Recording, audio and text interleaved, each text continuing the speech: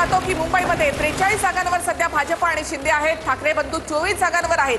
दादांची राष्ट्रवादी एका जागेवर तर काँग्रेस आणि वंचित 6 जागांवर आघाडीवर आहेत। 80 जागांचे कल मुंबईमध्ये आतापर्यंत हाती आलेले आहेत। नक्कीच पुन्हा एकदा आपण आकडेवारी जाणून घेऊया। भाजप आणि शिंदे यांची एकत्रितपणे 43 जागांची आघाडी आहे। राष्ट्रवादी एका जागी आघाडीवर आहे। ठाकरे बंधू आणि शरद पवारांची राष्ट्रवादी ही त्या ठिकाणी 24 जागांवर आघाडीवर आहे, तर काँग्रेस आणि वंचित 6 जागांवर आघाडीवर आहे। भाजप आणि शिंदे 43 जागा, ठाकरे बंधू 24 जागांवर आघाडीवर। 80 जागांचे कल आतापर्यंत हाती आलेत। भाजप 30, शिवसेना 13, मनसे 4 आणि ठाकरेंची शिवसेना 20 जागांवर आघाडीवर। नांदेडमध्ये भाजप 5 आणि शिंदेची शिवसेना 2 जागांवर पुढे। नांदेडमध्ये भाजप 5 आणि शिंदेची शिवसेना 2 जागांवर पुढे आहे। नांदेडमधली ही महत्त्वाची अपडेट आहे।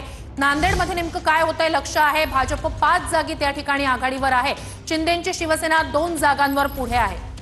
नागपूरमध्ये भाजप 12 आणि काँग्रेस 3 जागांवर पुढे आहे। नागपूरमध्ये भाजपची सत्ता आहे।